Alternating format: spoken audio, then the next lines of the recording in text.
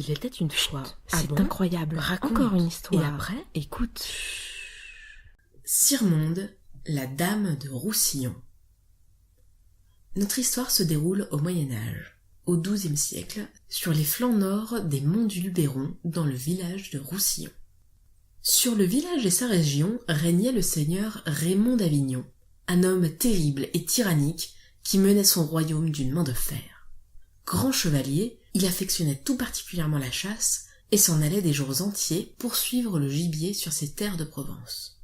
Cette passion lui faisait délaisser son épouse, la douce dame Sirmonde, qui, elle, était passionnée par le chant, la poésie et la musique.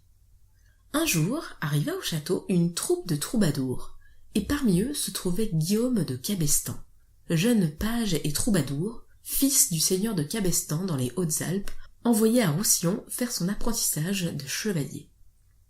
Guillaume de Cabestan et dame Sirmonde tissèrent immédiatement une amitié profonde autour de leur passion des arts. Cette amitié, au fil des jours et de leur rencontre en l'absence du seigneur Raymond, se fit plus intense et se mua à leur insu en un amour sincère. Le jeune troubadour se plaisait à composer des chants pour sa dame et lui chantait ses poèmes durant les longues journées de chasse du seigneur. Ils vécurent quelque temps leur amour en parfaite harmonie. Cependant, vint le jour où une suspicieuse suivante les surprit et rapporta au seigneur Raymond la trahison qui se déroulait dans les propres murs de son château. Fou furieux en apprenant la nouvelle, il n'en laissa pourtant rien paraître et décida de se venger.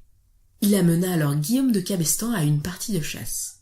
Une fois isolé de leurs suivants, Raymond d'Avignon se jeta sur le jeune poète et le poignarda de sa dague d'un coup dans le dos. Sans pitié, il lui trancha la tête et lui arracha le cœur. De retour au château, il demanda à son cuisinier de préparer le cœur de l'amant pour le prochain repas, à la façon du cœur de biche sur la braise que son épouse aimait tant. Dame Sirmonde se régala du plat préparé. Ce n'est qu'à la fin du repas que, dans un sourire mauvais, son époux lui annonça qu'elle venait de déguster le cœur de son amant. Folle de chagrin, Sirmonde se précipita hors du château et de désespoir courut se jeter du haut des falaises de Roussillon. Son corps s'écrasa plusieurs dizaines de mètres plus bas. Le sang ruissela et colora alors à jamais les terres de Roussillon en éclaboussant jusqu'aux collines de Rustrel. Son corps meurtri roula jusqu'au cœur du village et à l'endroit où il s'arrêta jaillit une source. Depuis ce temps-là, les falaises d'Ocre gardent la mémoire du sang des amants versés par le seigneur de Roussillon et les eaux de la fontaine sont tout autant de larmes versées en souvenir des amours malheureux de Sirmonde et de Guillaume.